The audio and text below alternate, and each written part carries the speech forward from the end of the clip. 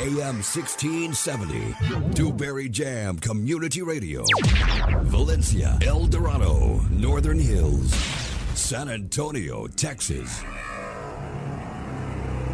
Neighborhood radio for the masses. AM 1670, Valencia, El Dorado, Northern Hills. In the studio with Bridget London. Bridget, say hi to them. Hey, y'all. How's everybody doing out there this fine Wednesday evening? I'm doing fine. I don't know about you. It's Ameripolitan Live That's tonight. Right. That's right. Ameripolitan Live, San Antonio. Welcome, everybody, to the first official show featuring all Ameripolitan music as we now know it. We're going to be talking with my good friend, Mr. Dale Watson, who's actually in Chicago right now getting ready to do a show. But we're going to be talking with him about his brand new album, El Rancho Azul, plus about what Ameripolitan music is. And then later in the show, we've got outlaw country legend Billy Don Burns. That's right. I loved hanging out with him out there in that concert y'all did out there. That was fun, man. Marble Falls. Yeah, that was a lot of fun. All right. Well, maybe we should we play a little, Dale? How about what kind of started this whole thing? We ought to give a big thank you to Mr. Blake Shelton because he actually set forth a whole new movement. And what do you think, Dew? Yeah, he kicked it in high gear, didn't he? He sure did. It's almost like back to the Dixie Chicks again, you know? Well, we appreciate him being such a jack because we now have this great movement happening. Some of us have been, Dew, I know Dew's one of them, and so many of you out there listening right now, we've been kind of fighting the good fight for a long time. And when Dale came forth with Ameripolitan, we all kind of were like, yes, finally we've got something that can actually change the industry. So we have Dale's response to Mr. Shelton. Yeah, here we go. Well, let me say one more thing here. You bet. Okay, this is Ameripolitan San Antonio. Now, what if this spreads to Austin or to Houston? And what if we have a whole bunch of radio shows like this? Well, Dew, actually, there's a few in the works. We'll tell you about it later. Okay. Dale Watson, Old Fart. Well, I'd rather be an old fart than a new country turd. Yeah, I know I ain't bug smart, but from what I heard, I'm just an old jackass, loving old country sound. And a lot of us old farts still hanging around. That's right. All right, that was Old Fart. You know, only Dale can say, I'd rather be an old fart than a new country turd and still sound so cool. Right, Dew? Well, I mean, we're kind of running under the radar here, so I guess we can say those cuss words if they can on cable, right? I don't know. I got in trouble when I played Mandy's song, remember? Yeah, but dadgone. We're going to play a little Mandy Marie Luke on later in the show, but right now we're going to feature a little bit more since we're going to be talking with Dale here shortly. Dale also has two new records out, not just El Rancho Azul, but also Delvis. Yeah, well, you know, I thought that's pretty cool, you know, Delvis. I could picture him with like horns on him. So. He's got some really great tracks on there. I'm sure. Listen, I've been through his stuff. I mean, you know, I'm just wondering how long he's been playing because I saw stuff on Amazon like goes back. I don't know how long, you know. Well, he's been at it since he was a kid, really. Grew up, his dad was a great country singer, actually made records and had a single called Poor Baby. Dale's actually got a tattoo of that. And so it comes a long line, and his brother played music, and so he's been a huge Elvis fan all his life. Oh, wait a minute. Is he kin to Doc Watson? No kin. Ah. No kin. Well, what a combination that would be, wouldn't it? That would be cool. Introduce the song, Bridget. All right, let's see. We've got a couple of tracks here from Delvis. We're going to play both Undo the Wrong and I Love Too Much. Oh, it hasn't happened yet. One day you'll know regret. 'Cause you can't undo the wrong you done there. I bet you beg me to beg me forgive you. Once you're out of my head, drive you right out of my heart. Well, the doctor said, my son, you gotta face the fact. If she don't love you like you love her, you'll have a broken heart attack. Last time I saw the doctor, he gave me this advice. Said if I see you coming to, start looking for my life. He said I love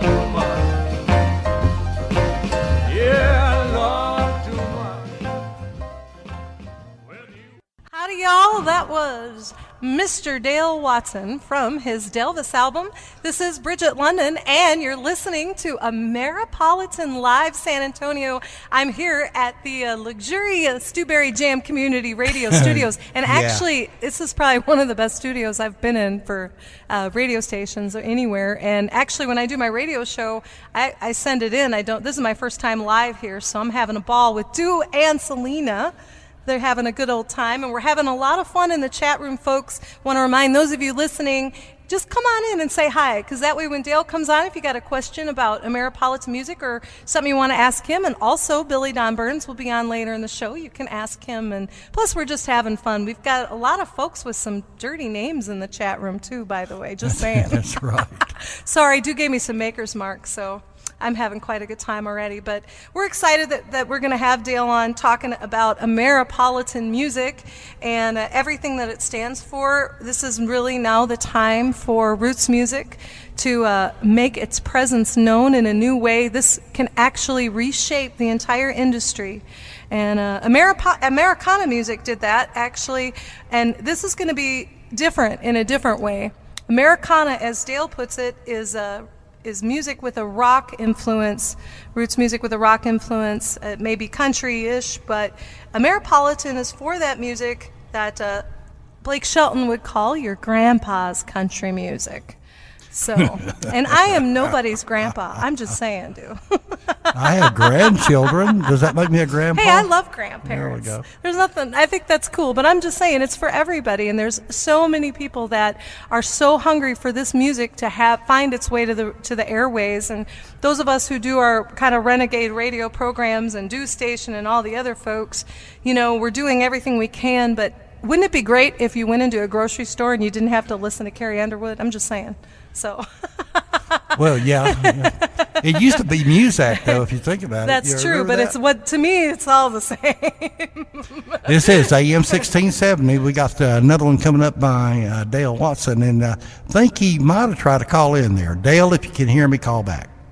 This is Hillbilly Casino with Dale Watson. And that's the night his lights went out on Broadway. His ego wrote a check he couldn't cash. He's a legend in his mind, and he spends all his time killing country music, talking trash.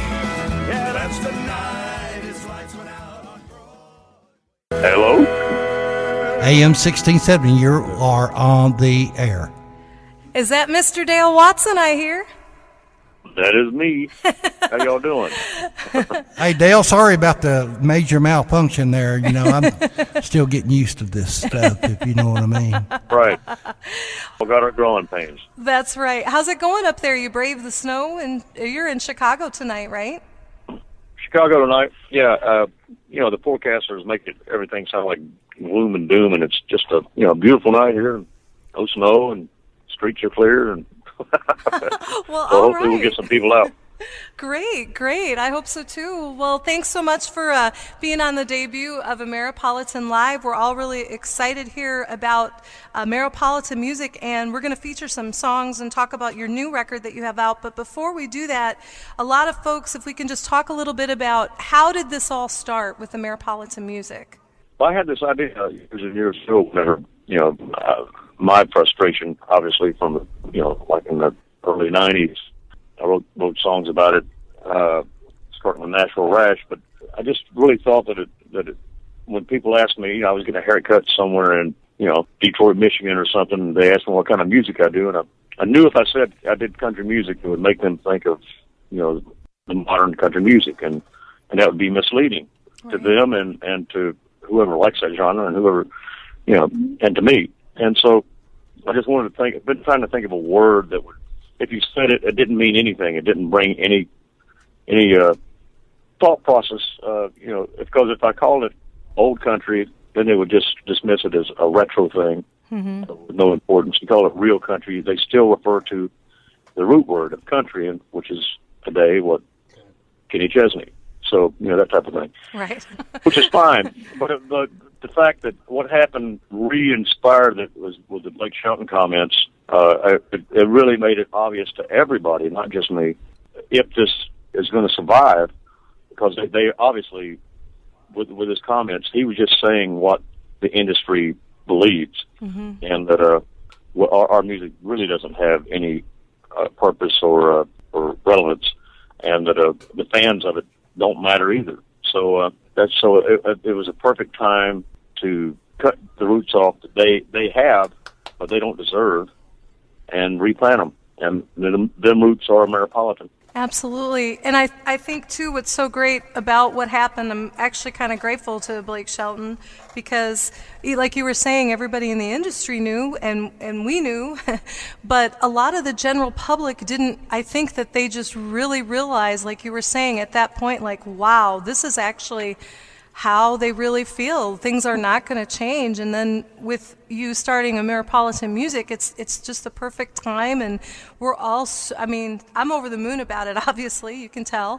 Me too. I think we all have a home now, you know. And the beautiful thing about having this genre for us, and it's not a me thing. Matter of fact, when we do the Ameripolitan Awards, you know, I've disqualified myself. I don't want to. It's not. You know, this stuff is way too important for that type of thing. It really is as a home for honky tonk and outlaw and Cajun and hillbilly and rockabilly, western swing. It's a place where the music will be recognized that never was before, just because they always thought it was old and not important. And there's so many great new bands and new music, and you know, it's relevant. Just because it's got so much roots in it doesn't mean it's not important. And now we can do what we want to do, and it can grow naturally. And we don't care what they do over at country music because we're not associated with it. And so Taylor Swift can, you know, have 1 million number ones. It just doesn't matter to us.